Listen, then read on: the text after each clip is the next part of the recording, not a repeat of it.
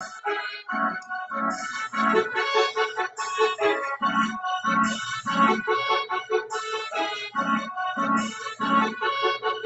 serious.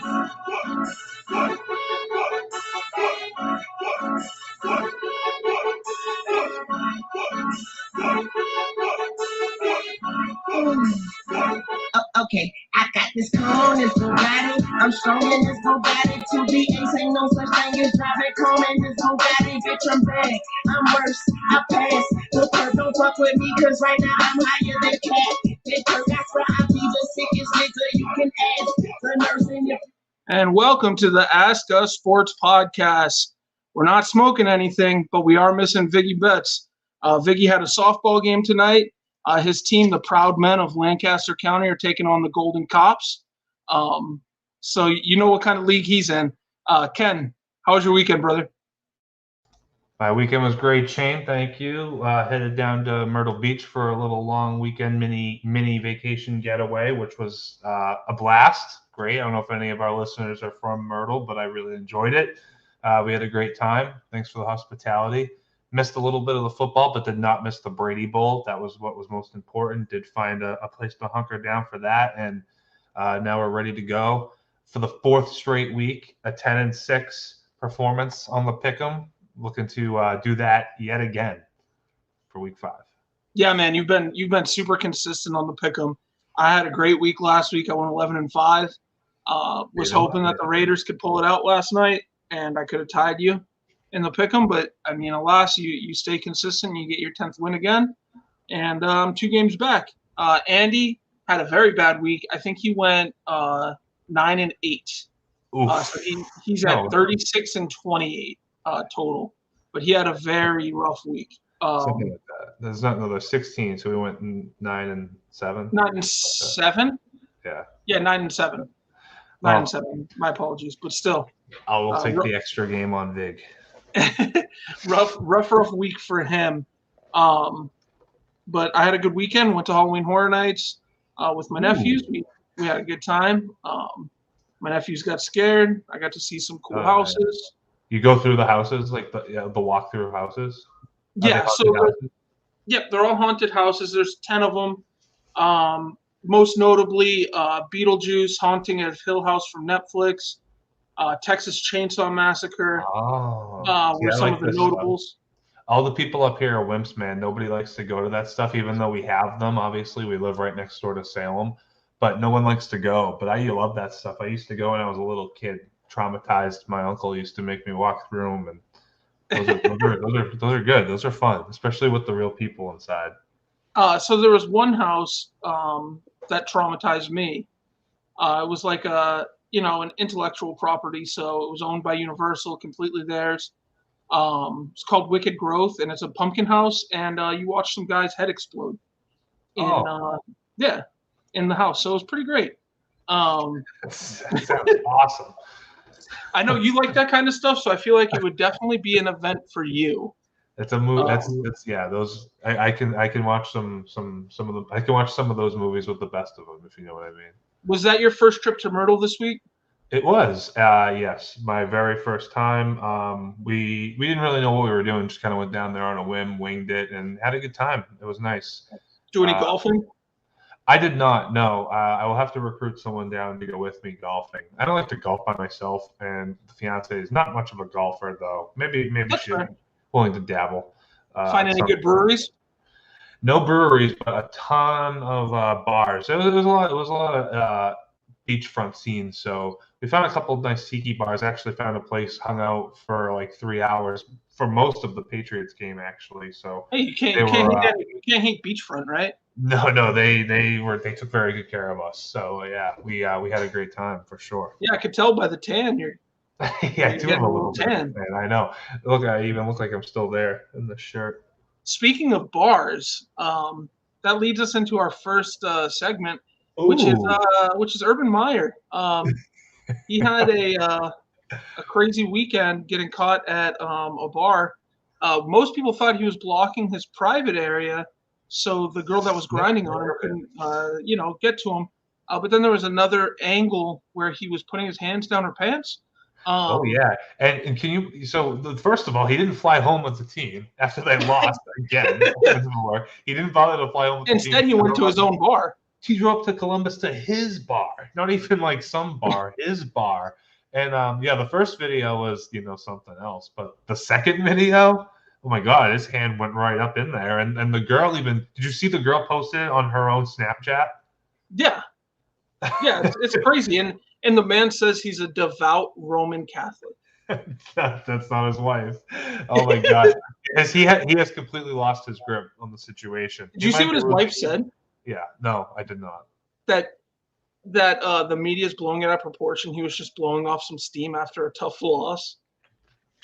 Nice.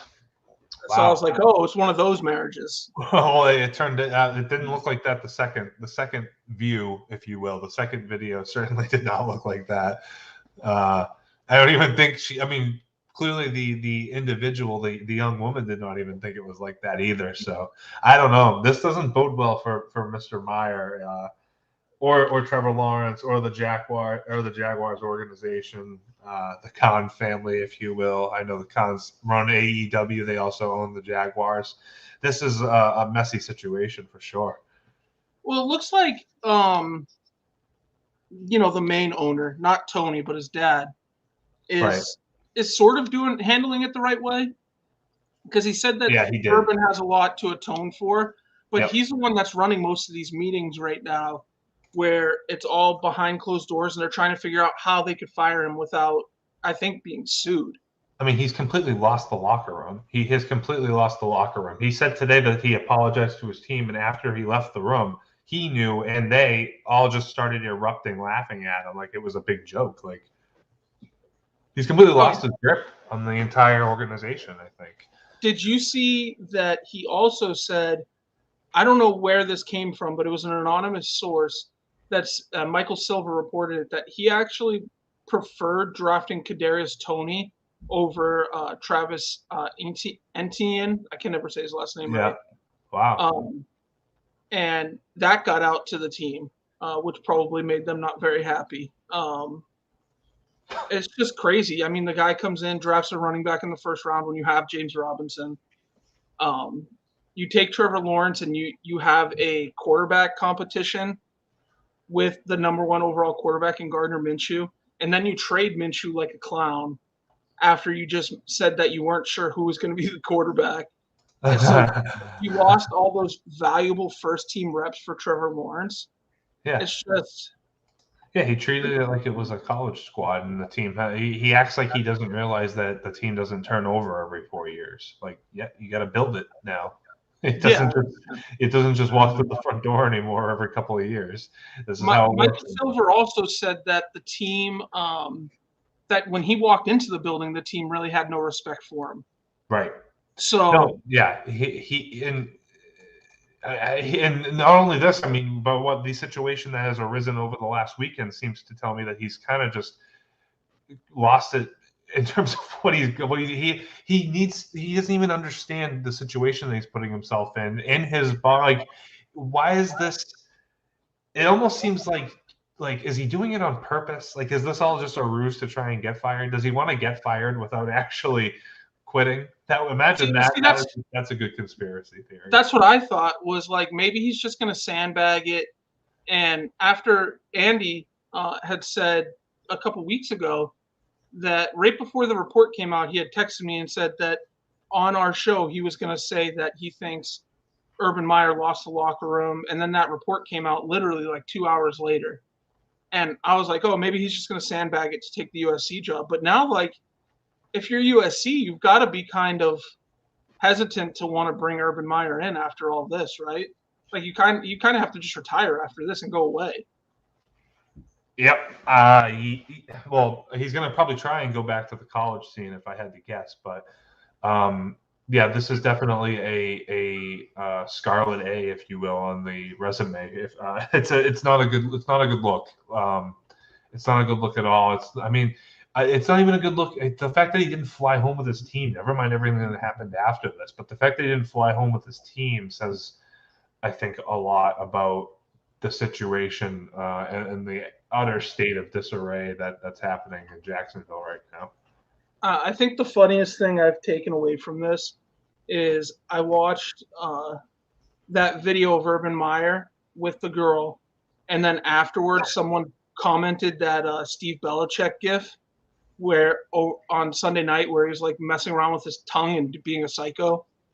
That just, for whatever reason, that sent me. I was freaking crying. But do you think USC maybe looks at Steve Belichick? I mean, Steve's got to start getting some kind of, just namesake alone, he's got to start pulling in some kind of like interview, huh?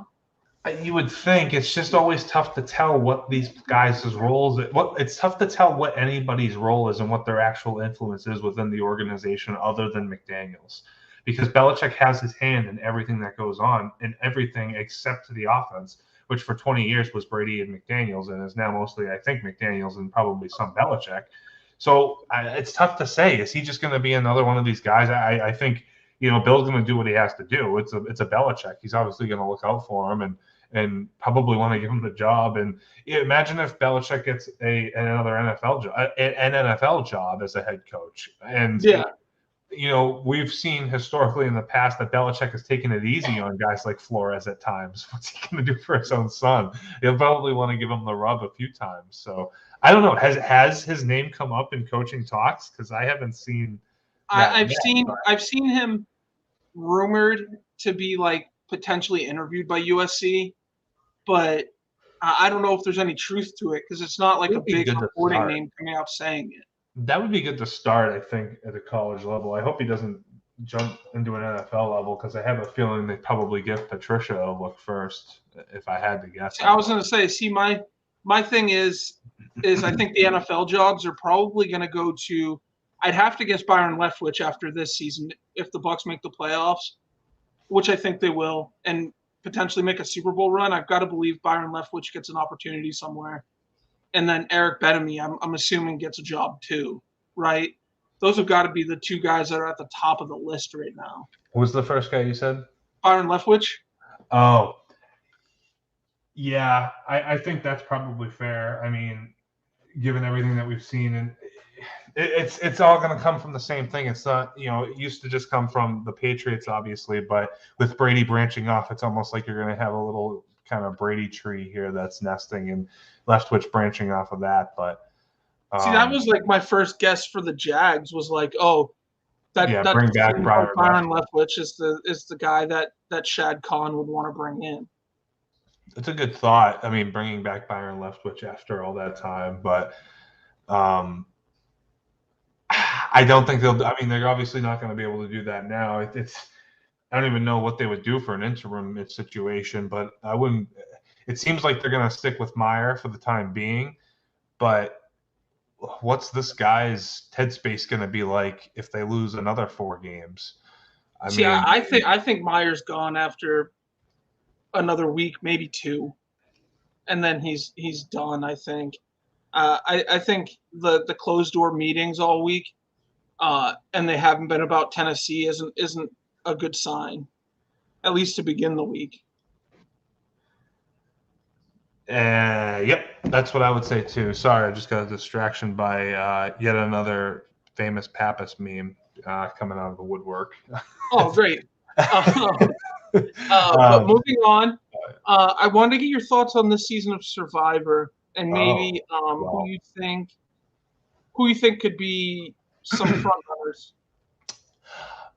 Yeah, I mean, so different vibe for sure. 41. I like how they're going to go with the season numbers now. I'm glad they got rid of the theme. No more heroes, healers, hustlers, or nonsense like that. So that's a nice back to the drawing board type of approach. However, they're really outdoing themselves in terms of twists. They're really overdoing it. I'm not a huge fan of mixing things like that you can't vote until everybody finds their idol clue on their beach, combined with the fact that you can take a shot in the dark and risk your vote to get an idol for one night only. And it just seems like it's very convoluted and to the point where it's confusing the contestants. And I think we saw some of that last week on the Yellow Tribe, especially with Tiffany being extraordinarily confused with how the way Xander's twist works.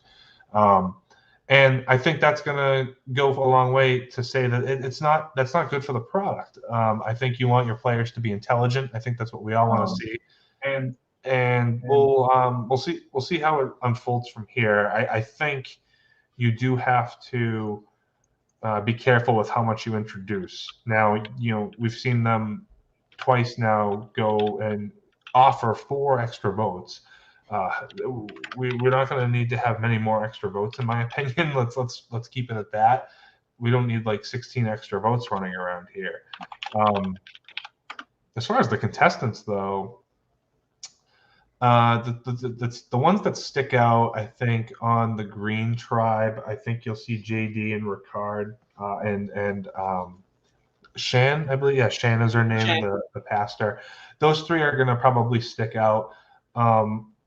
Shan does seem a little game body, whereas Ricard was kind of painted in a little bit of a villainous tone, I thought, in some of his confessionals.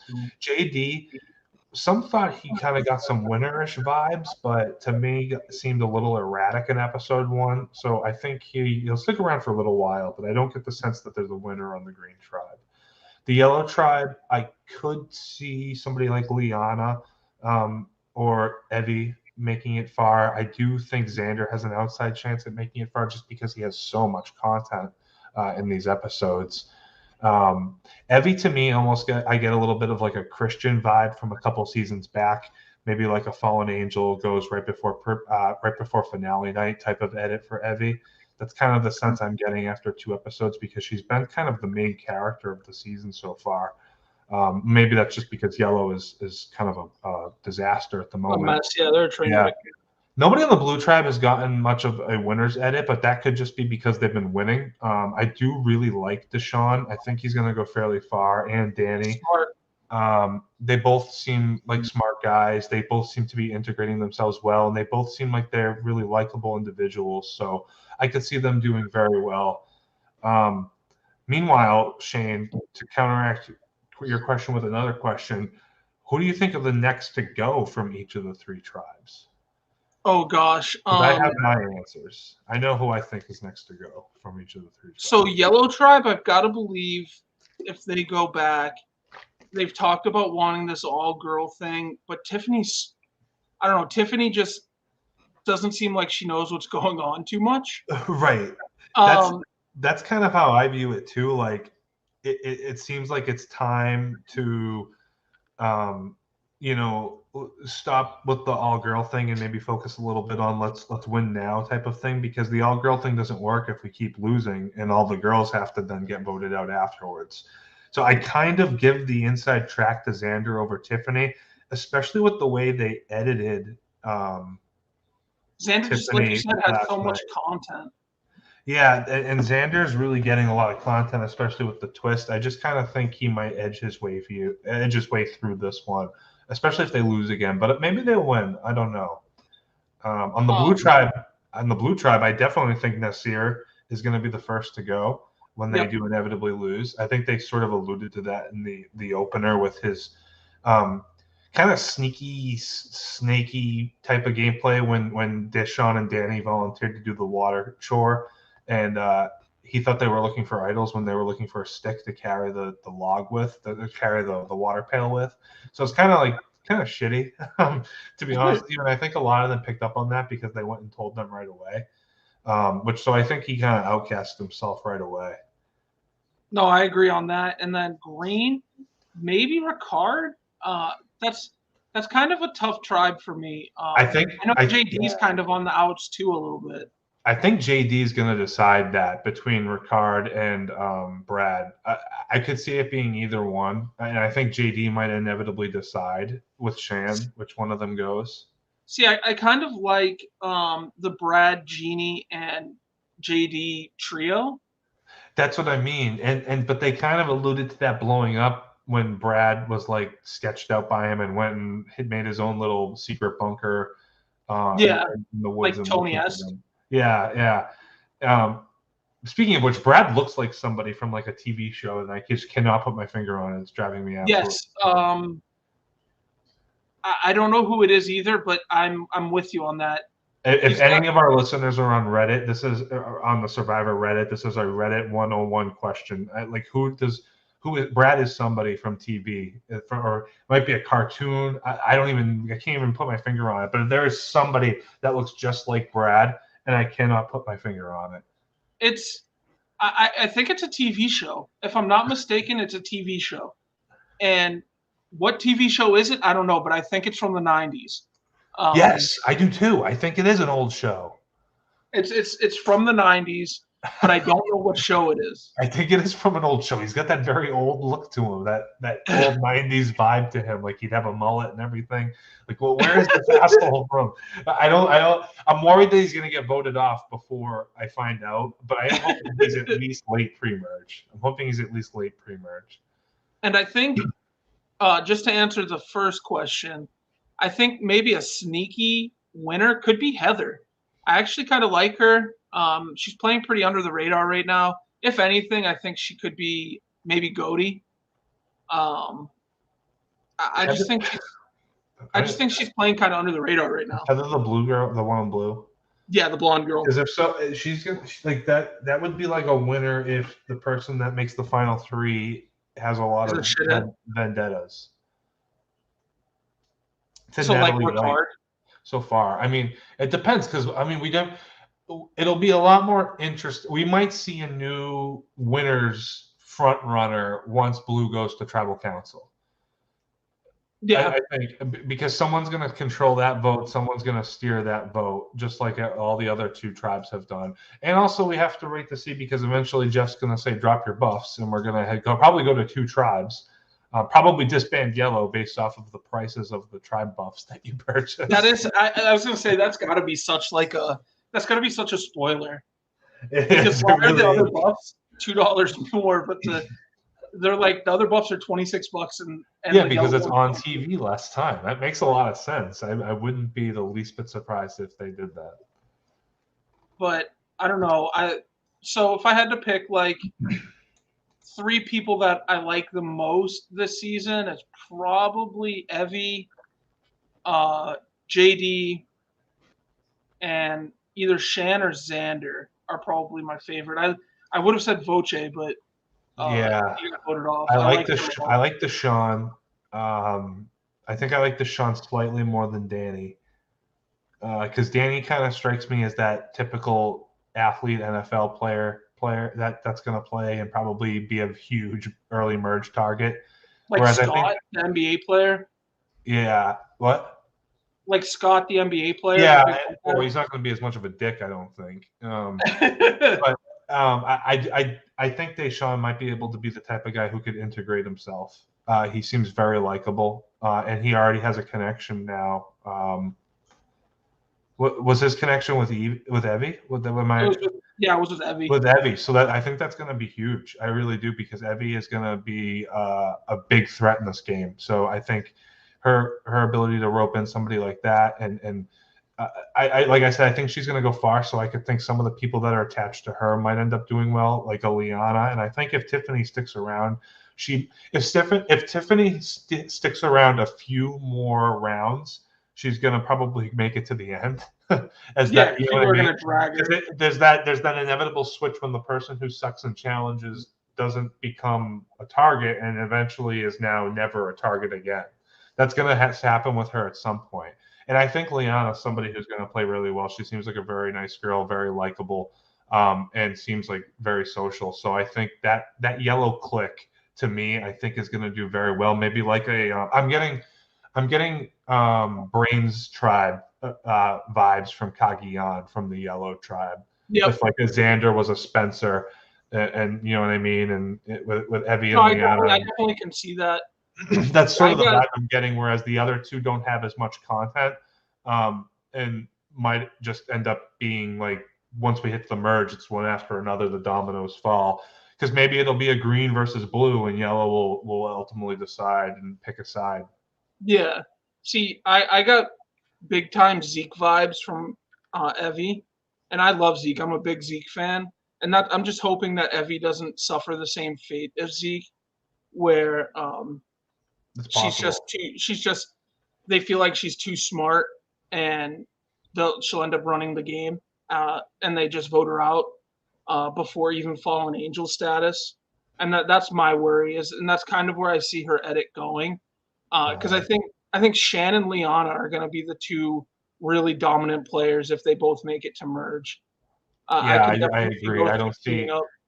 Uh, yeah, I think Liana's certainly endgame if she makes it to merge, kind of like a Lauren from the season. What was that season? Oh, I like Lauren. Edge of Extinction with Chris Yep. Underwood. Yeah, I Season think 38. Kelly Wentworth's ally. That's sort of how I see that going, because very kind of easy to get along with under the radar, but very good in challenges, very strong, very athletic. Shan kind of gives me vibes of that girl from Ghost Island that rode with Dom and Wendell. Shan's getting a little game body, which isn't typically good if you're going to be a winner. True. But she could be a potential winner if she tones that down, because she is going to be that person that's friends with everybody. It reminds me of Tommy Sheehan a little bit. She's playing that vibe where everybody talks to her, because nobody, like, look at Brad. Like, Brad obliviously let her know he was going to do that Spy Shack thing. Like, everybody just thinks they can trust Shan, which is a very powerful position to be in. Now, do you think Jeannie could be that player that, like I alluded to Heather being, kind of just goes under the radar and makes it to merge because she's really just not on anyone's radar? Jeannie is the type of person that, like, I even have trouble, like, putting a face to. Oh, okay. Jeannie, like, gonna get that, like, Elaine type of edit, Elaine Scott. Yeah. Type of edit. Like, because she's had, like, 2 confessionals in 2 episodes. I know. I mean, but we've seen players like that, and usually those are the types of players that go in, like, the 2-parter merge votes of, like 7th and 8th place or something like that. Yeah.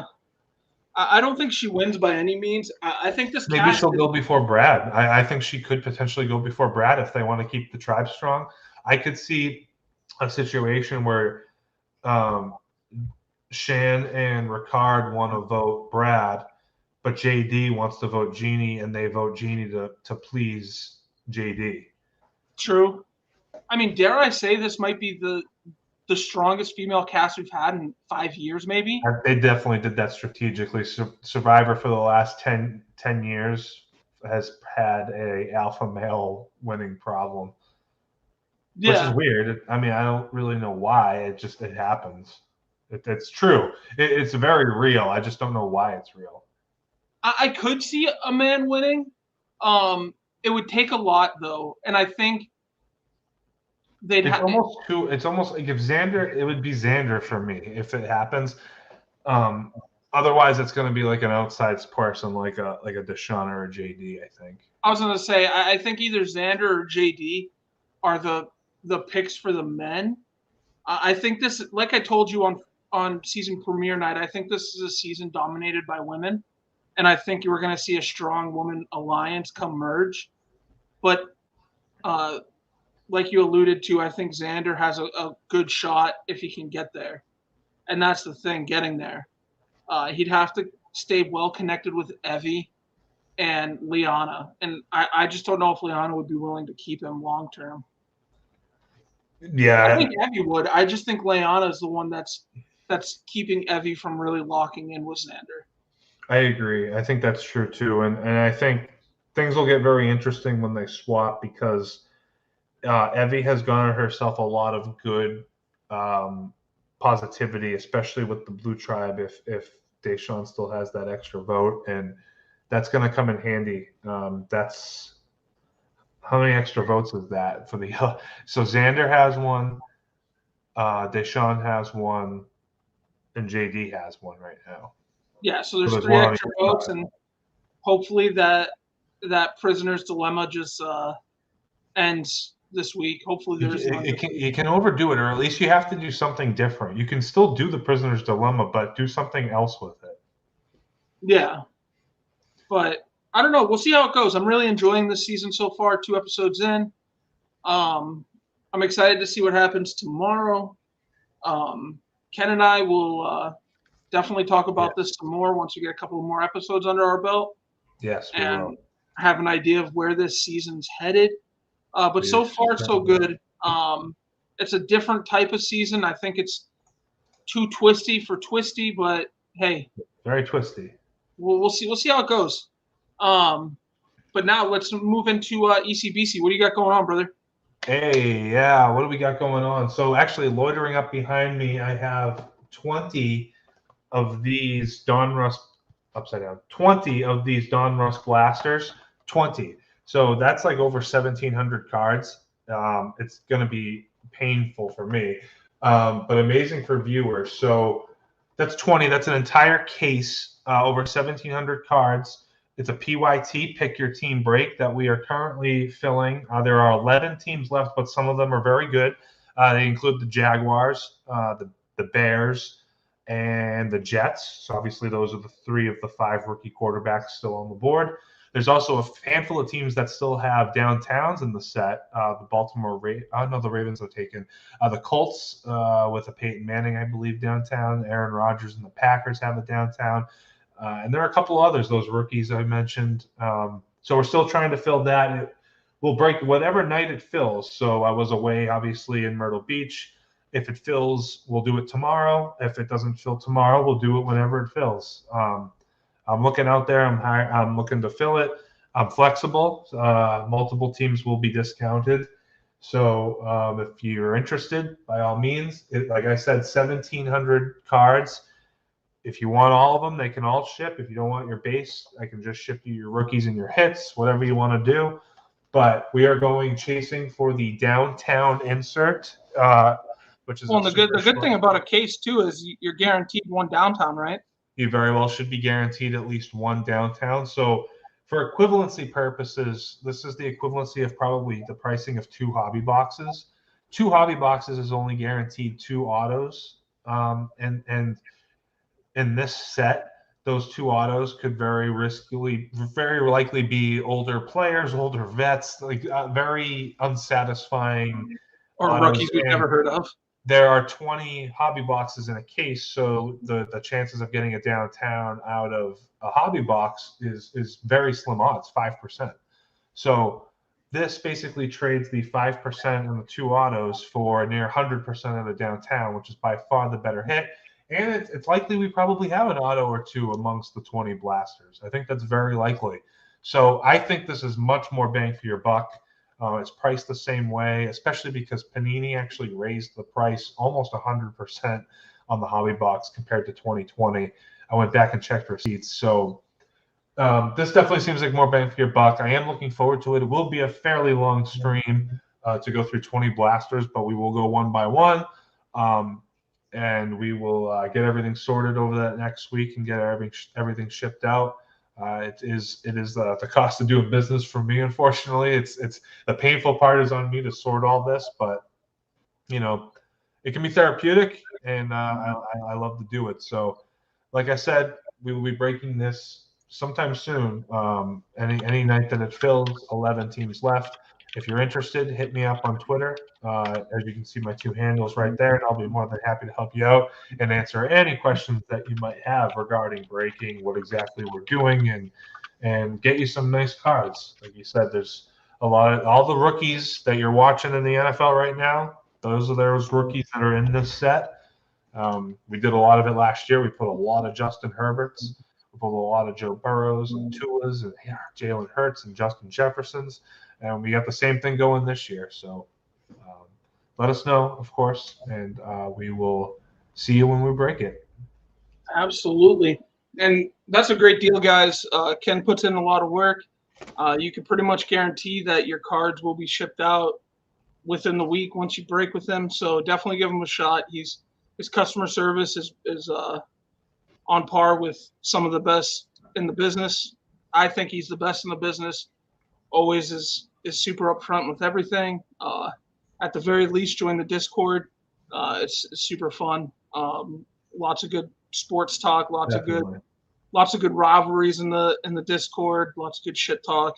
Oh yeah, we got a lot of Vikings fans, so you got to be careful because. And I do have Vikings fans. It's tough competition in there. Before we start our pick'em, I do have to congratulate Ken. He whooped my ass in our MLB Fantasy Finals. I came in second. He won. It was a good season, brother. Good job. Thank you. Team rebounded right at the right time. Honestly, You it was in thoroughly first beat place. my ass 10-2. So it was in first place on the 4th of July, and then collapsed all the way to 7th. And then on the final week of the season, jumped back into 6th. Got into the playoffs and somehow beat Chris, the number 1 team in the league, who was just a steamroller all year. And then obviously beat you and beat Sandy the first round. So it was quite a comeback. I will say it was almost a violent reaction both ways for me. So hopefully, because he won, he gets a Topps Chrome Hobby Box. Hopefully he pulls his Jorge Soler rainbow that he's missing. The last piece. Actually, the Red Wave could also be in there. I think the Red Wave is a hobby exclusive. So there's 2 pieces left, the Red Wave and the Super. And neither have been cited for me. Maybe I'll get the Super, and then I can hold it over Ken's head. Yes. Oh, yes, that's true. Imagine if it's in the – was it a hanger? It's a hanger, yeah. Yeah, your hanger will probably have – it's going to get shipped to you in a pro mold. Your hanger will probably have the Bichette auto. And mine will have Hunter Harvey.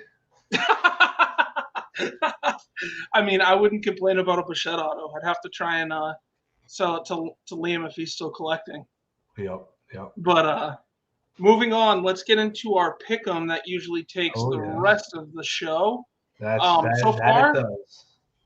We do have one less talking head today, though.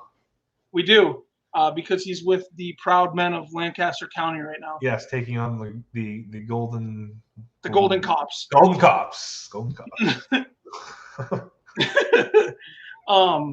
So just to refresh everyone, you can see our records on the screen. Ken is 40-24. He's gone 10-6 every single week through the first 4. I'm 38-26. I went 11-5 last week. And then just because you can't see Andy, he is 38-26. No, that's you. He's 4 games back at Ken, and I'm 2 games back at Ken. He's 36-28. You said it backwards. Oh, yes. 36-28. Also, before we end the show, Ken, you have to show us the birthday present that came in last night. Oh, where is that? I think it's in the other room. I could maybe pull that out, though. Yeah. I haven't actually opened it out of the plastic. I'm scared. He got a great birthday present that he showed everyone last night. Yes, Derrick Henry. Oh, sorry. Yeah, spoiler. it is a signed jersey straight from Fanatics of Derrick Henry, NFL licensed autographed jersey of Derrick Henry. I'm very excited. Can't wait to have it framed. I actually plan to drop it. I planned to drop it off at the frame place today, but weirdly closed on Tuesday, so it has to wait another day. So it is nooked away, hidden from the cats. Will not get cat hair on it. And we'll get it framed shortly, and it'll be on display forever. I love it. Which brings us right into our first game. We've got the Rams at the Seahawks. Rams coming off a tough loss against Arizona, and the Seahawks coming off a win.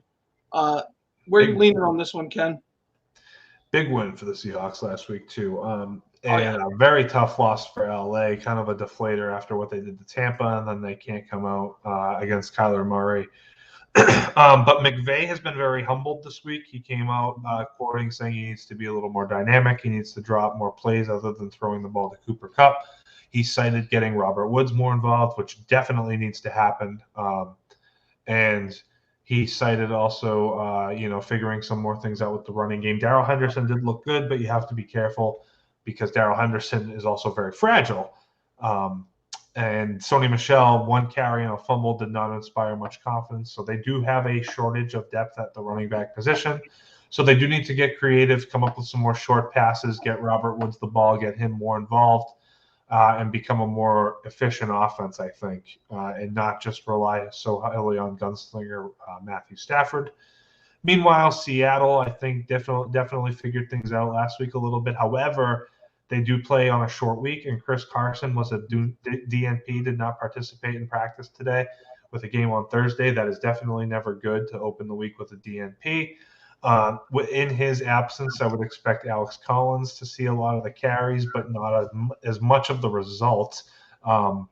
which I think is going to definitely hamstring them a little bit here, which is why I think, we're going to see a little bit of a reversal of what happened last week. I think LA is going to pull this one out here.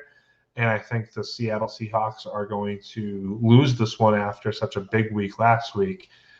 So the Rams are my pick. I think they'll figure it out, make some quick adjustments for the game on Thursday, and still be ready to go. Whereas I think that Carson injury could very well linger and hurt Seattle quite a bit. So I'm going to stick with that and go with the Rams. Yeah, I'm also going Rams here. I just think they have too much for the Seahawks. I love the Seahawks this year. I can't say enough good things about Russell Wilson and this new offensive coordinator. But I just think the Rams defense is solid. Jalen Ramsey's looked great to start the season. Aaron Donald, Kenny Young. They've just got a pretty ferocious defense. And Stafford has looked like a new man with Sean McVay. He might have extended his career 5 years. I think he did. So I'm a big believer, actually, not to get off topic, but I'm a big believer that if you switch Stafford and Rodgers, you completely switch their careers, and you have Stafford as the all-time great, and you have Aaron Rodgers as the Matt Stafford. I don't think they're that different after all. I really don't.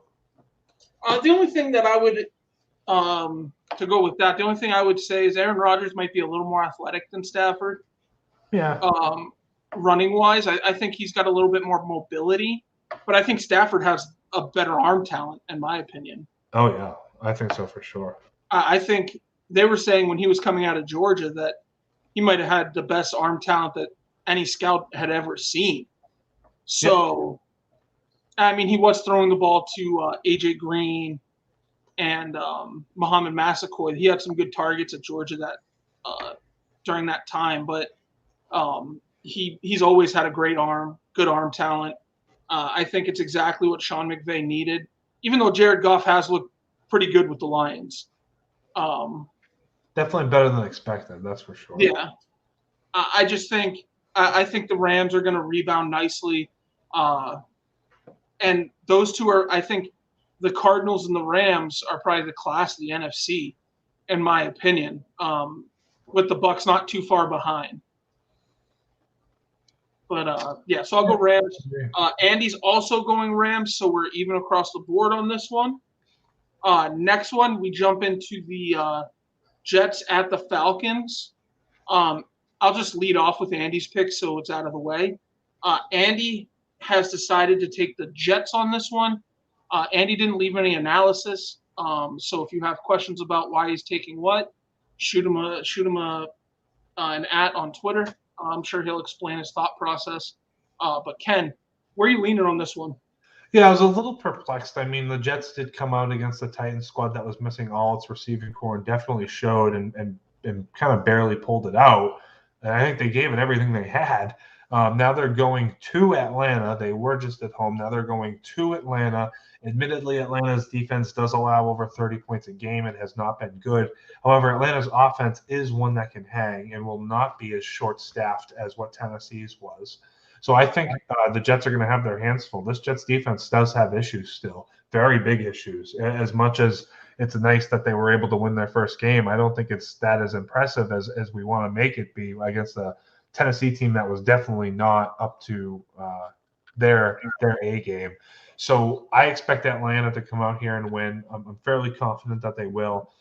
They're definitely going to have a tough time with Pitts and Ridley, and frankly, they're going to have a tough time with Cordero Patterson, who's having his 7th year breakout with the Atlanta Falcons right now. And frankly, the Jets lack a running game, and I think without a true running game, it's going to be tough to win the game on the road here in Atlanta. So for me, it's the Falcons, and I feel pretty comfortable about that.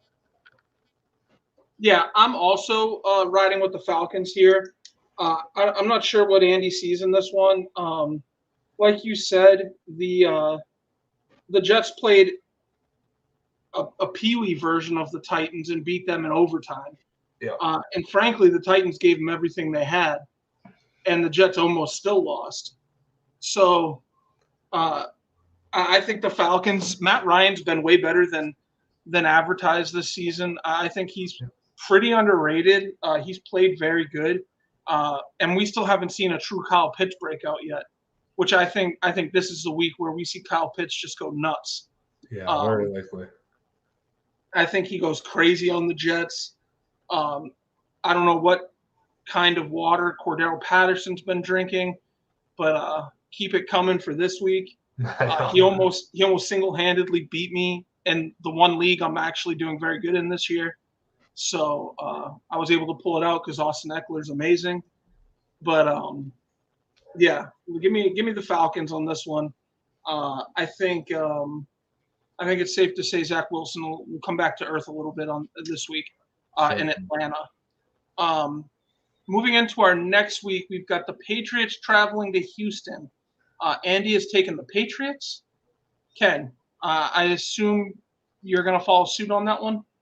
Yeah, liked what I saw from Mack and the team overall against Tampa Bay. They played hard. They played strong. Defense looked good.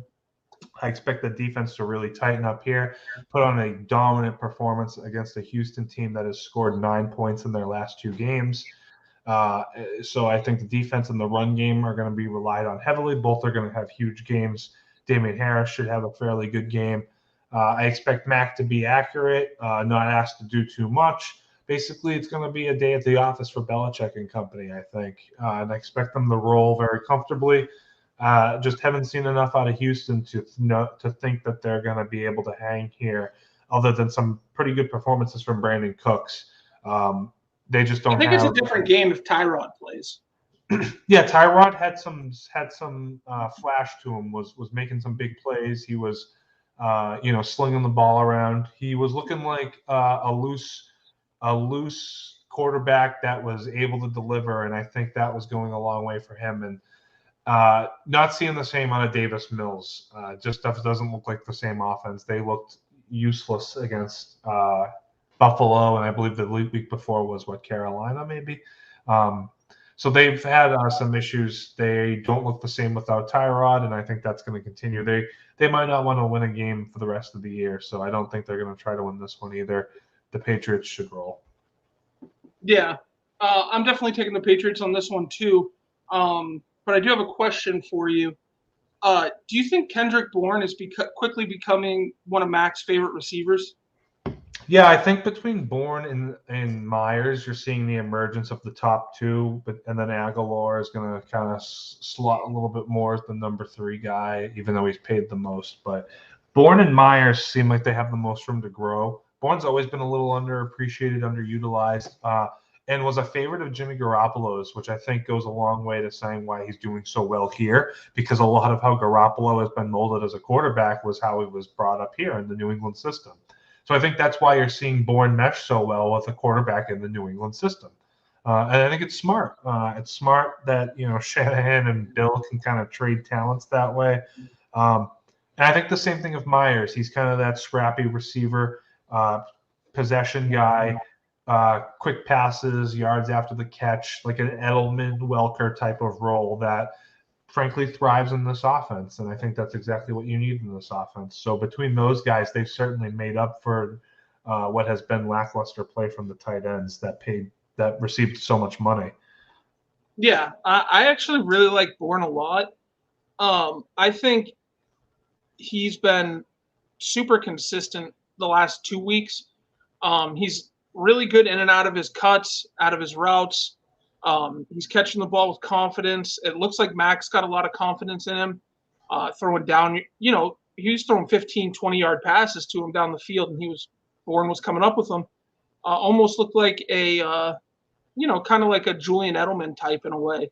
And it looks like that's the way they're kind of using Bourne in that kind of role. So I like it a lot. I think I also think Hunter Henry's starting to come on a little bit. He did score a touchdown this past week.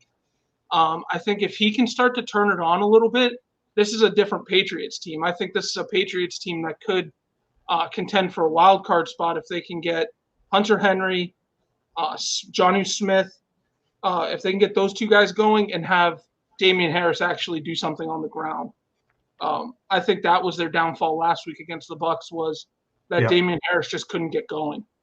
They definitely have not been relying on the run game, and they haven't replaced James White. Eventually, you're going to have to see what Stevenson can do and give him a shot. And I don't know if J.J. Taylor is that guy that can replace White. Well, So I think you're going to he got fucking blown up by Winfield. Yeah, that was ugly. I don't think you're going to see J.J. Taylor much anymore. But you're going to see a lot of Brandon Bolden, that's for sure. Yeah, which is cool. I think they should go out and see what's on the market, though. Maybe try and bring in another running back. Hey, maybe go get LeGarrette Blount. I'm sure he's not doing anything. Yeah, I was thinking like a Duke Johnson. You need that James White replacement. Yeah. Is James White for sure done for the season? I think they're trending that way, yes. Fair. Or you talk to the football team if they have another bad week about J.D. McKissick and see if they can't get him for like a fifth. Yeah, I think they're going to try and right the ship. I honestly do. We'll get to them later, but I like what I see from Heineke. Yeah. Moving on, we've got the Lions going up to Minnesota. Andy's got the Vikings. Ken, I know we both have liked Jared Goff as of late. Do you think he's got what it takes to beat Kirk Cousins and company? I do. The Vikings are going to struggle if they don't get Dalvin Cook back on track. I think that's the trend we're seeing. They really only operate when that Dalvin Cook train is running. And I think that's what they're going to need to see here.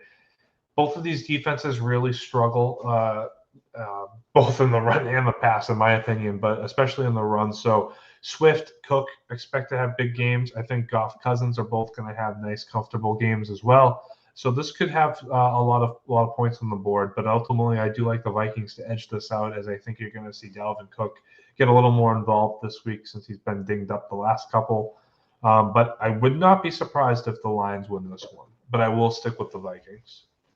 Yeah, I'm going with the Vikings as well, but like you said, I wouldn't be surprised if the Lions make some noise. I really like what I've seen from Justin Jefferson. He's shown that he's not a one-year wonder. He's played excellent throughout the first 4 weeks, really established himself as the main target in Minnesota, even with Adam Thielen there. Dalvin Cook just needs to get back on track, which I think this is a week that he can at home against not so great of a Lions run D. Mm-hmm. So I'm interested to see what happens. But I think the Vikings can win this one by a touchdown at least. And if you play fantasy, I think Justin Jefferson's a great play this week. I think you're looking at 20-plus points from him this week. I think he goes crazy against the Lions' lack of secondary. Yeah, I think that's very fair to say, too. Justin Jefferson should have a huge game. So should Thielen. I was going to say, I think KJ Osborne might be. Or Osborne. If you play two flex like our Dynasty League, KJ Osborne might not be a bad play either. Yeah, that's fair. If you need someone. But yeah, so it looks like so far the only game we have different is Andy has the Jets. Otherwise, we're pretty even across the board. Going into our next game, which is the Eagles traveling to Carolina. Andy has the Panthers. Ken, did you like what you saw from Sam Darnold against the Cowboys this past weekend? It was okay. I still think they're really going to miss the CMC, the train here. This is a completely different team without CMC. He is basically the leader and the quarterback of that team and takes all the pressure off of Darnold, and you're not going to get that same production from Hubbard and Royce Freeman, that's for sure. Whereas I think this is a sneaky game. I think the Eagles can sneak in here. I know McCaffrey's back at practice, but I haven't seen – he's not expected to play, is he? Not from what I've seen. So that's going to be – it says he's hopeful. Carolina Panthers coach Matt Rule on Monday left open the possibility that he could play. I still think I'm going to stick with the Eagles here. I kind of liked what I saw with them against the Chiefs. It wasn't obviously great. They didn't win the game, but the offense had spark. Looked like they had a good thing going. Miles Sanders has sort of left a lot on the field, so they've gotten Kenneth Gainwell involved a lot more, which has worked very well for them. I like what I see a lot out of Kenneth Gainwell. He has a role in the passing game, and he's certainly emerging as a weapon in this offense to go along and supplement Miles Sanders. And then with the young receiving core, I think things are starting to gel a little for the Eagles offense, and I think you're going to start to see them play pretty well from here on out. So I'm going to zig off of the Panthers here. and stick with the Eagles, I think, for this one, which is not something I expected. But, yeah, I think this is the type of game where the Eagles can score 30, and without CMC, I'm not sure Carolina can. No, I like that pick a lot, and I've gone back and forth on this. I'm going to go Panthers. I really like what I've seen from Sam Darnold. I like his toughness. He's gritty. DJ Moore's been excellent. He's really stepped up in CMC's absence. But it's tough because Jalen Hurts has been fantastic. He was fantastic last week. Man, it's just so tough. But I'm still going to stick with the Panthers. I think it's going to be a shootout in Carolina. Hopefully the Panthers can get it done, but I wouldn't be surprised if you see the Eagles win late on like a Devontae Smith bomb or something. But I'm going to go Panthers. I want to go Eagles, but I just think the Panthers are the smart play here. Mm-hmm. I think they win by 3. But Sam Darnold has been excellent. They really need to work on getting Robbie Anderson more involved. I feel like the last 2 games he's been kind of non-existent, and I think if he can be involved in that offense, it's different. It's definitely a different type of offense because DJ Moore is getting double, triple teamed. Even though he's still producing great numbers, he needs someone to take a little bit of the weight off him with CMC out. But moving on, we've got the New Orleans Saints traveling to the Washington football team. Andy has taken the Saints. I know you had alluded to the football team maybe riding the ship, Ken. What are your thoughts here? I think I'm going to take the football team here because I think the Saints have been the biggest Jekyll and Hyde football team so far in the league. They dominated New England and Green Bay. They got destroyed by a Giants offense and the Panthers in week 2.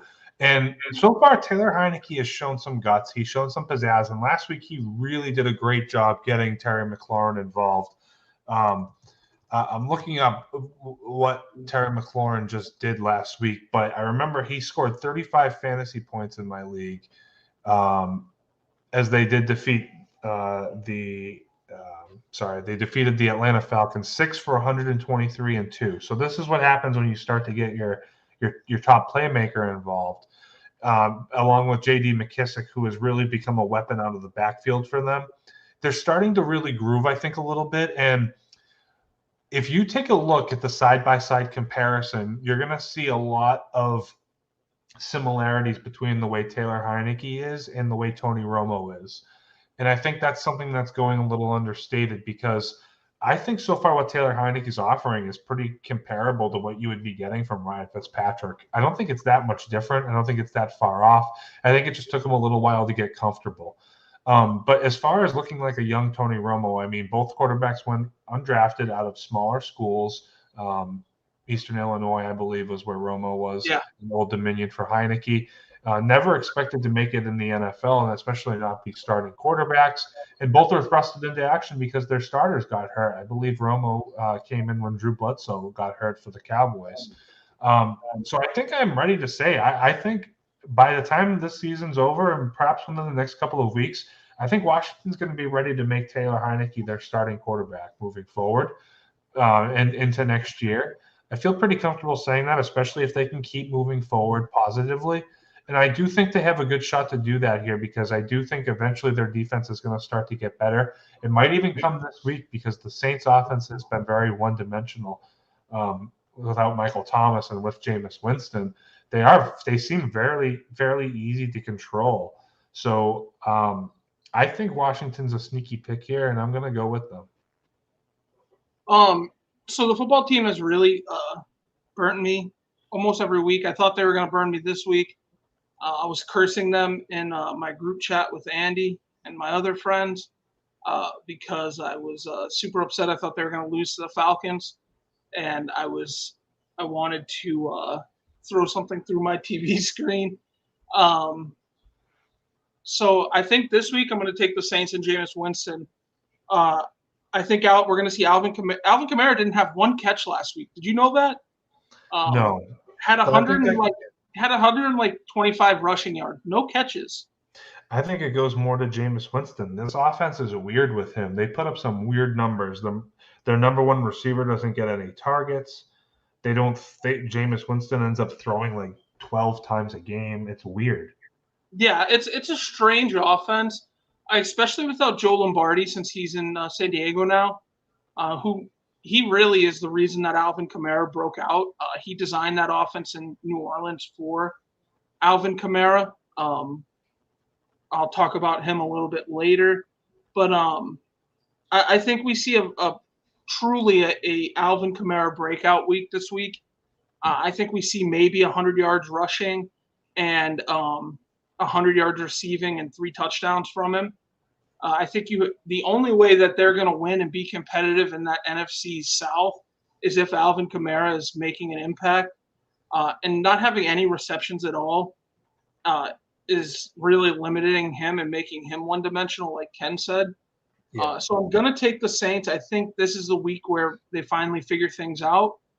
They need to get Marquez Callaway more involved. He was killing people in preseason, and they kind of looked away from him a lot. The times I have watched where they've taken deep shots to him, he's made big plays. So I think you got to let him loose a little bit, let Jameis loose a little bit. And I think this might be the week they do it. And I think they beat the football team by at least 7. I'm just very skeptical of the Saints as a whole at this point. That I'm definitely there with you. But now we're moving into the Titans traveling to Jacksonville to face the Jaguars. Obviously, the Jaguars are having quite the bit of controversy. They're not really focused on the game, so I think there's a good chance they could get blown out this week. Andy has the Titans this week. Ken, I know we haven't heard anything about Julio or A.J. Brown yet, but do you think this Titans team is good enough to go into Jacksonville and beat them up, considering what Jacksonville's going through? I'm not expecting the Jaguars to win this one. I'm never going to pick the Jaguars, not in this state of disarray that they're in. This will be another healthy dose of Derrick Henry, same old.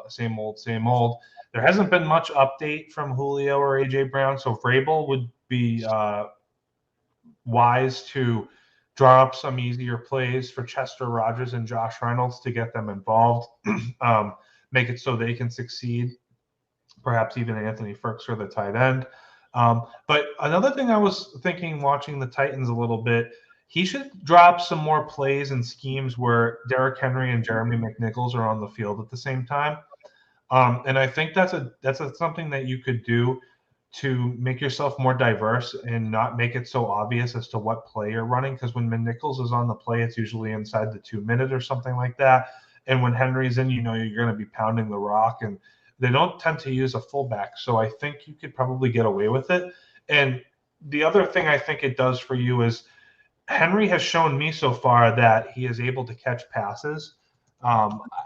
I was going to pull up his stat line in just 1 second, but yeah, he has 14 catches in 4 games, 2, 3, 6, and 3.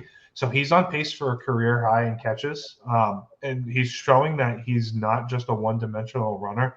He's also a pass catcher too. So I think Vrabel needs to get a little more creative.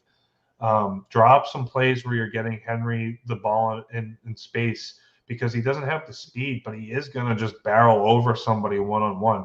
Imagine Henry in space against some of these smaller outside linebackers or these safeties that are spying on him, or even like the corners or anything. I mean, try it out a little, and then, get McNichols running on the other side, because he's shown that he can be a PPR asset in fantasy leagues.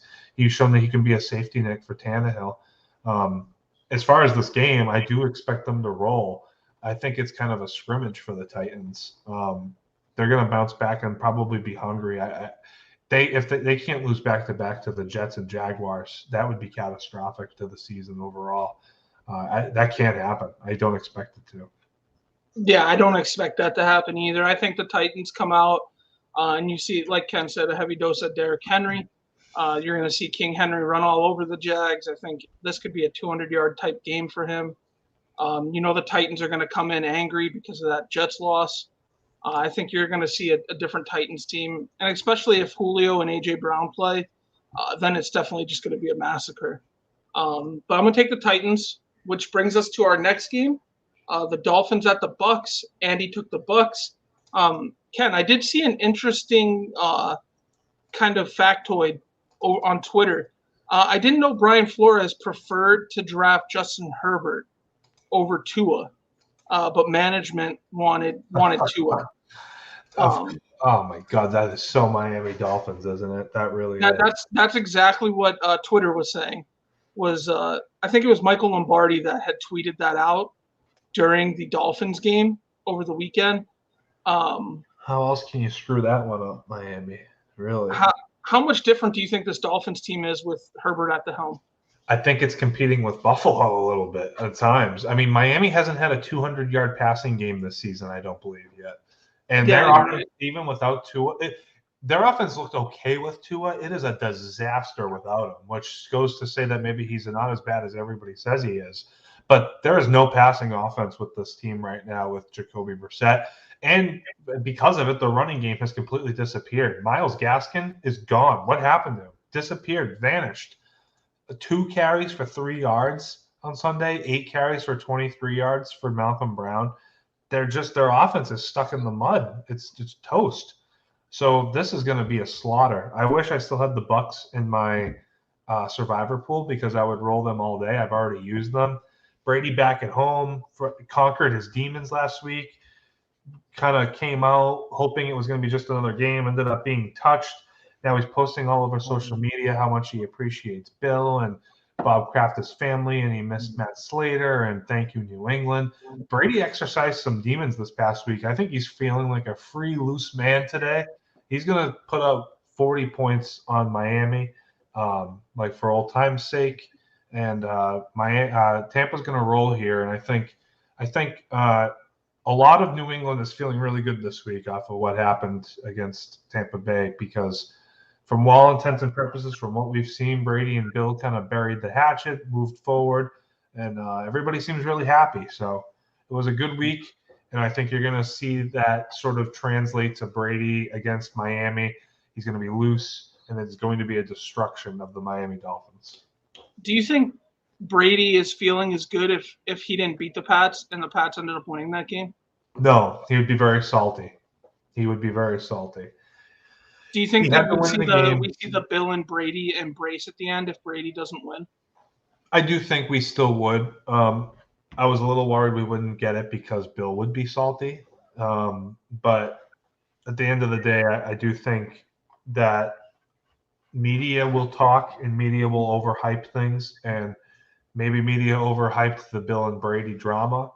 But there was something there. And I think, at this point, both of the parties were pretty happy to put it at ease. And, Brady has been coming out and saying, he did an interview on NBC, and he said that once his playing career is done, he's going to be a presence amongst the New England Patriots. He said people are going to see him at games. He's going to be around. He's going to be still an ambassador of the Patriots, which I think is really nice to see as a Patriots fan, because I think a lot of people were worried that he would do to the Patriots what Peyton Manning kind of did to the Colts, which is kind of forget about them a little bit and has never really gone back.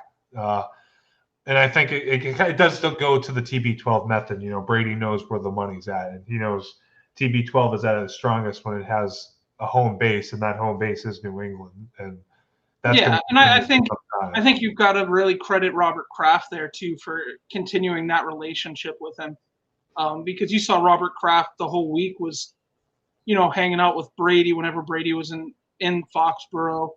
Yeah. So Robert Kraft really kept that relationship alive, and Kraft calls him one of his sons. So I wouldn't be surprised if after Brady's done playing, he gets some kind of ownership stake in the Patriots. Oh, it wouldn't shock me at all, or some kind of job of some sort. It's a lot. I'm going to take the Bucs as well. I know I didn't say my pick. I think it's going to be a bloodbath in Tampa. I think the Dolphins are going to get crushed. But I'm in total agreement that Brady staying with New England after his career's over is amazing for New England fans. I also really liked how they cheered him before the game and then booed him as the game started. Yeah, that was the right way to approach it. I think he respects that. I think he respects that too. Yeah, I think that was a good move. But yeah, Brady continues to be Brady this week. I think Chris Godwin gets started, and we see Chris Godwin get a 100-yard game this week. Hopefully, Mike Evans gets hurt this week. Yep, still waiting for that. What's he at? He can't get 1,000, right? Yeah, he can't get 1,000. I think he had 100, or he had 70. I think he's at like 240 or 250. He's on pace for it. Yeah, so I need him to get an injury. Yeah. Not that I'm wishing that on him, but I mean, you were on pace to win that after week 1 when he put up 3 for 24. But moving on, we've got the Packers at the Bengals. Andy's taking the Packers. This could be a real big statement game for Joe Burrow this week. Do you think Burrow's got it in him, Ken? I do. I'm a little worried about the supporting cast because T. Higgins is still kind of – I don't think T. Higgins is back yet. And now Joe Mixon's week to week, which is going to be a problem. I don't like Samaje Perine as a spot replacement for him. I think you're going to see a big hole in the running game, which is going to make it very tough for Burrow. Kind of reminds me of like Dallas without Zeke back last year. If Zeke was hurt and you put it all on Dak. That's kind of what I think is going to happen here. It's all going to be on Burrow, which I think is going to allow the Packers to go in and get this win. That's what I expect to happen. But weird things have happened when when Green Bay plays Cincinnati. So it's possible that the Bengals could pull this one out. It'd be a huge statement win for Joe Burrow. But I expect a lot of points. I expect Adams and Chase to catch a lot of passes. Probably Boyd. Probably Aaron Jones will have a big game. I expect all these offensive guys to have really good games. But ultimately, I just think the Packers will win a close one. I'm going to go with the Bengals here, even without Joe Mixon. I think Jamar Chase has a great game. I think you see Joe Burrow really make a statement and lead the Bengals to victory. It's going to be tough. Like you said, going to be a lot of points. But I think the Bengals can get it done. And I do want to mention that Ken made an excellent trade in his seasonal league where he picked up Jamar Chase. I did. And that trade actually looked really great after yesterday. Jared Cook looked amazing. Yeah, that was a sneaky trade. It was Mark Andrews and Hunter Renfrow. Actually, Hunter Renfrow looks good too. Mark Andrews, Hunter Renfrow, Latavius Murray, and I think I got Chase and Jared Cook. And Jared Cook was kind of a throw-in because Mark Andrews was the touted tight end. But I think Jared Cook has the ability to outproduce Mark Andrews in that high-octane passing offense of the Chargers. So, yeah, it's sneaky good trade, I think. Chase could have league-winning upside. Very good, very good. Now we move into the Broncos at the Steelers. Andy has the Broncos. Teddy Bridgewater might not play this week. He had a concussion last week. Are you with Andy? Do you think the Broncos can win this, or do you think Ben has a We were talking about this one before, and I was leaning Denver. I was leaning Pittsburgh because I wasn't sure about Teddy. But now I'm reading he might play. If Teddy plays, I do think Denver rolls. They look like a really good team under his leadership at the helm. But if he doesn't play, I don't have a lot of faith in Drew Lock. And the Steelers' offensive line did look much better last week against the Packers. So it's possible that the Pittsburgh Steelers can get things under control this week at home against Denver. But I don't know if I want to count on it if Bridgewater plays. So I'm not going to pick assuming someone's out. For that reason, I'm going to stick with Denver as well. Yeah, I'm also going the Broncos. I'm much the same as Ken. I think Drew Lock could get it done, though. But I think Bridgewater probably plays. I think that defense is going to be all over Ben. Ben's just looked so bad this year. The Steelers need to get a quarterback in the draft, whether it's Spencer Rattler, Matt Corral, the UNC kid, Carson Strong out of Nevada. They got to do something. They really need to draft a quarterback big time. Yeah. Ben's definitely done after this season. I know the hype was before the season that he's in the best shape of his life, but he just looks awful. He does look awful. So I'm going to go with the Broncos, and hopefully Najee Harris has a good game. moving forward, we've got the Bears traveling to Las Vegas to face the Raiders. Raiders are coming off a tough loss last night against the Chargers. Do you think the Raiders right the ship? Andy's also taking the Raiders, by the way. Yeah, I mean they had lost to a good team, a future stud quarterback, maybe even a current stud quarterback, a really good offense, really good defense, and now they're going to play a team that still has quarterback issues and is now going to be without David Montgomery for a month or more. You just don't have the same faith in guys like Damian Williams and Khalil Herbert, who are Damian Williams, didn't play last year, sat the season out. Now he's back, and he's also banged up. Khalil Herbert, obviously a rookie. You don't know what you're going to get. And then, like I said, the quarterback issues. We still have the Andy Dalton and Justin Fields dilemma, and neither one has really inspired much confidence in what they've done yet on the field. Whereas the Raiders have looked pretty good overall. Hunter Renfrow looks like a legitimate receiver. Looks like the top receiver in this offense after Waller. Carr looks much improved.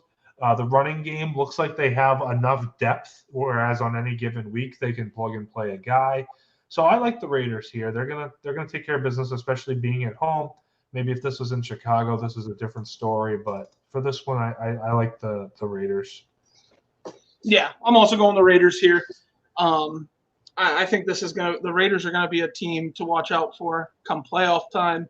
I think they're that good. Derek Carr looks like a different quarterback this season. He's finally got some weapons. Henry Ruggs looks like a true deep threat. When they let him loose, he's making all kinds of plays.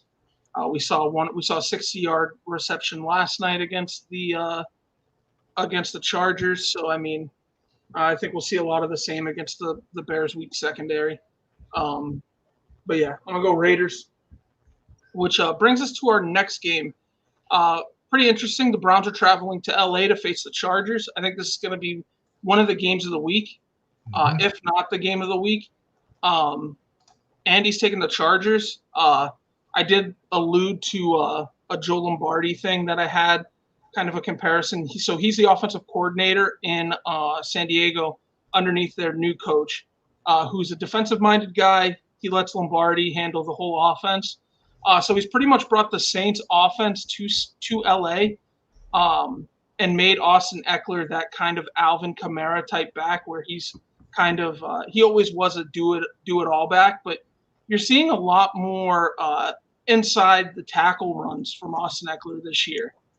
He's not really bumping it outside a lot, and when he does, he still does it well. He's catching the ball well. I'm going to go with the Browns personally. I think that Baker is going to have a much better game this week. I think he's going to rebound. We're going to see that offense move a little more. Kareem Hunt and Nick Chubb are going to move the ball a little better. But I did think it was interesting. They pointed out in Monday night's game that that Lombardi brought the Saints offense to the Chargers. Ken, where are you leaning on this one? You're getting the same results too, because Eckler's averaging 6 yards a carry. He's got 18 catches through 4 games, so he's certainly fitting the role very well.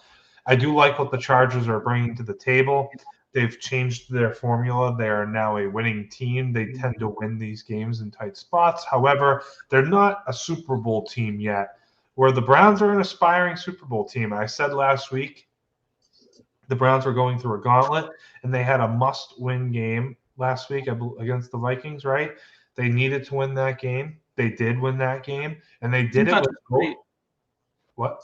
The defense was great last week. Right, and they did it without a great performance by Baker Mayfield. So it was a team effort that won the game without a good performance from their quarterback, and that to me shows that maybe they are legit.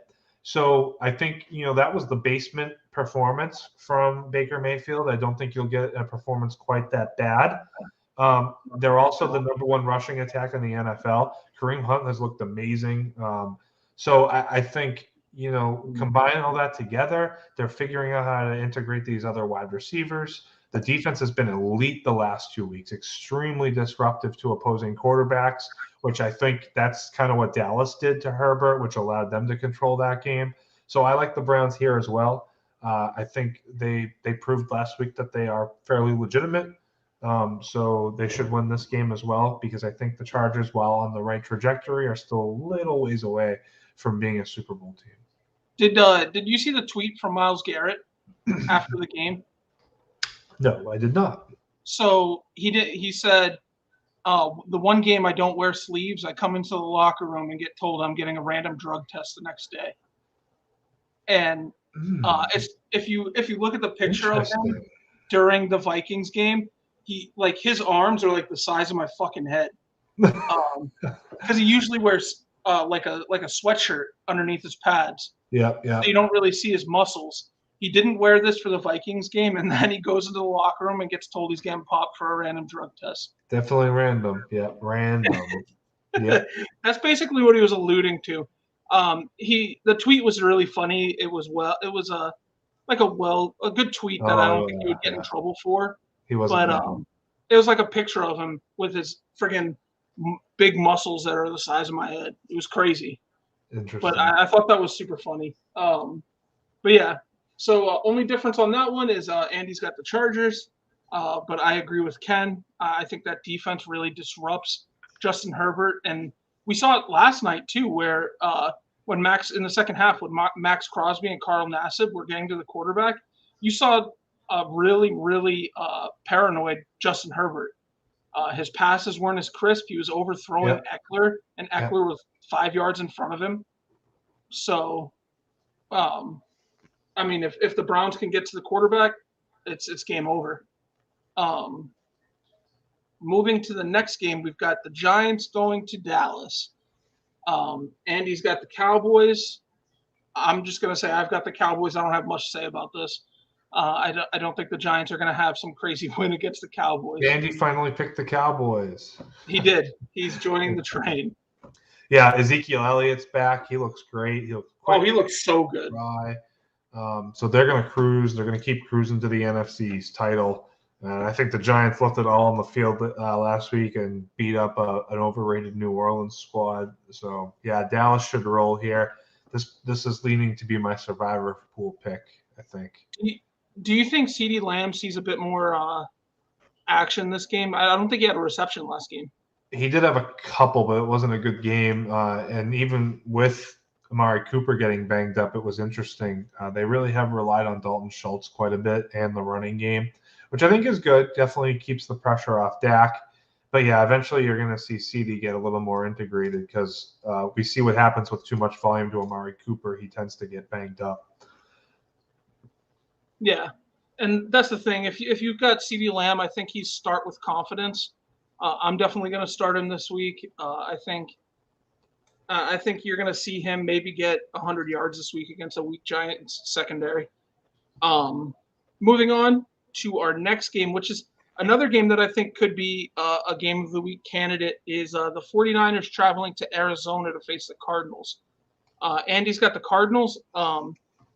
Cliff Kingsbury kind of gets a bad rap, but I think he's doing a pretty good job with Arizona so far. They went in and beat the Rams. Do you think Cliff is a decent coach? I think he's a decent coach, but I think it does amount to more of the players on the field, and Kyler Murray is clearly the MVP frontrunner right now. Looks the part, looks like a next, potential face of the league type of quarterback. Like what they did against the Rams is huge.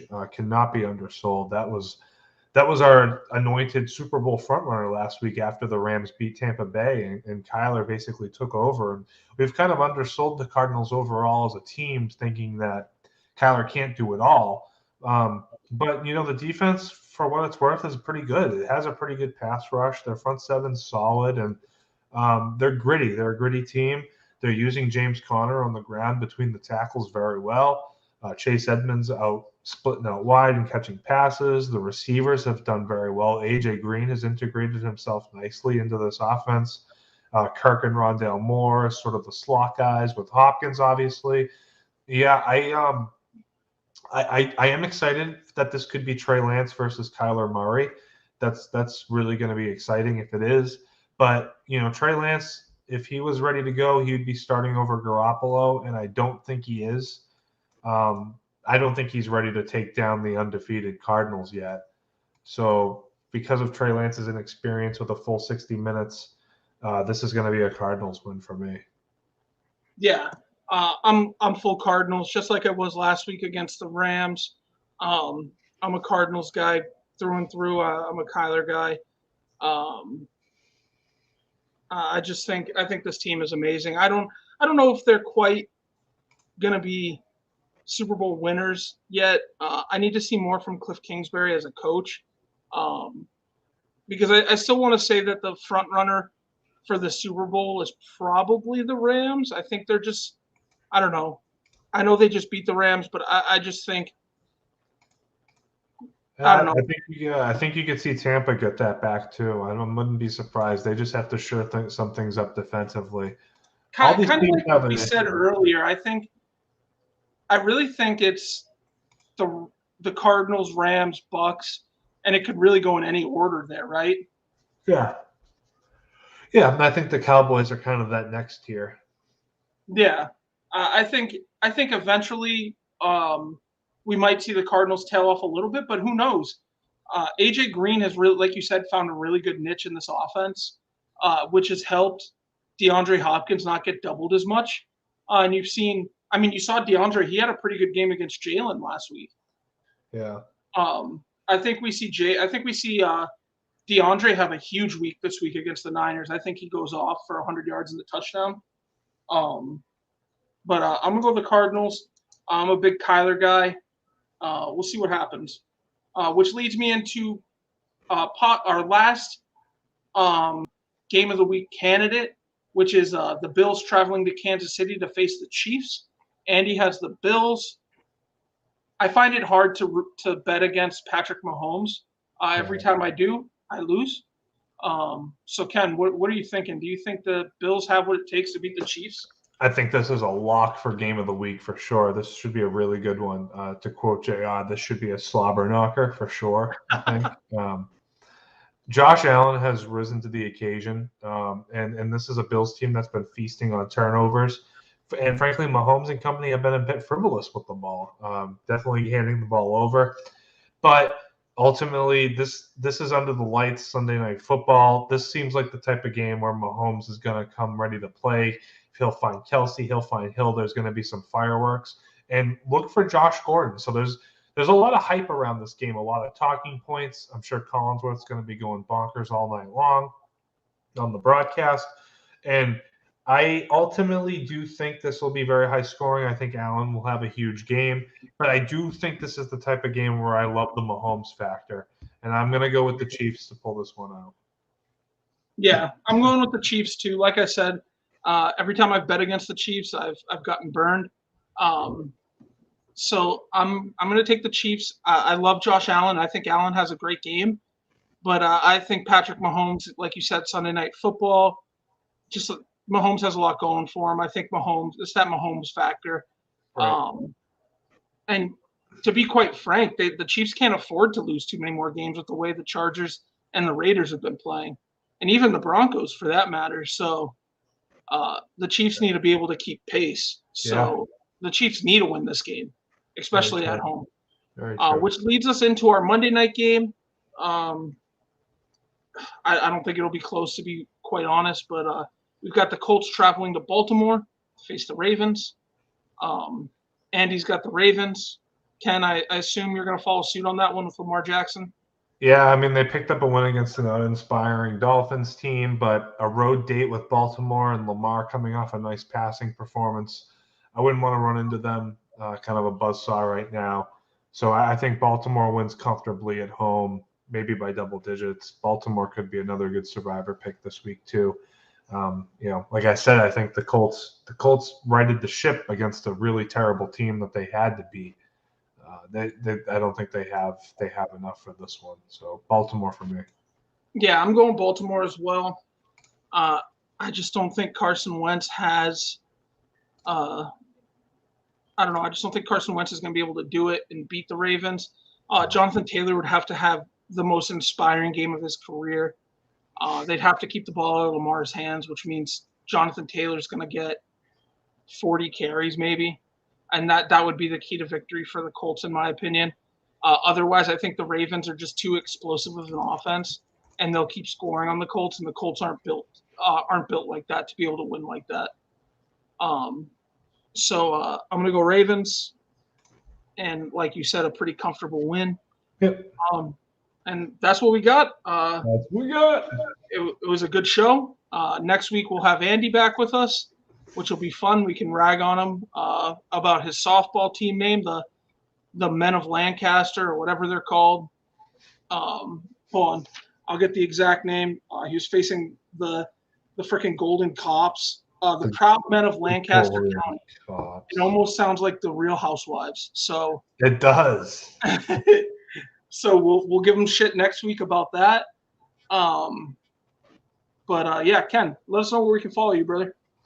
It's you can find me at the usual places at Kenbo J Slice at EC Breaking Co. Either one of the two will be fine. I'll probably route you to the other at some point, but you can always find me there. Always happy to answer a tweet. As I mentioned, case of Don Russ blasters getting broken as soon as we fill. 11 teams still on the board, including multiple good rookie teams going downtown chasing. Hopefully we have at least one downtown in here, maybe two, maybe three. Who knows how many we have? Probably not three. That'd be crazy. But anyway, we'll see how it goes. But again, if you're interested, let me know. If you join the Discord, I'll give you $5 off your first break. That'll get you a team for, I don't know, $15 if you wanted to dabble. And 1,700 cards, you're bound to get something. So again, if you're interested, that's where you can find me. And that's our next break we get scheduled coming up this week. Hopefully before the weekend, but we'll see when we fill. Absolutely. And you can follow me at Ask Us Sports or at Shane or at S_Miller_27. Hit me up, talk about anything, talk about life, talk about sports, talk about cards. You can follow Andy at Viggy Betts. If you're listening, go give him shit about his softball team name. Ask them if they exchange recipes and stuff, all the good jokes. But otherwise, great show, guys. I had a lot of fun, and we'll see you next Tuesday. I curse, you last. I'm first, I'm on your ass. Like dirt behind the cash. Get murked, I'm talking big shit. Nigga, join my hit. This nigga with some matter. Check your matter, I'm the shit. This nigga shoot the witness. Nigga, whole court.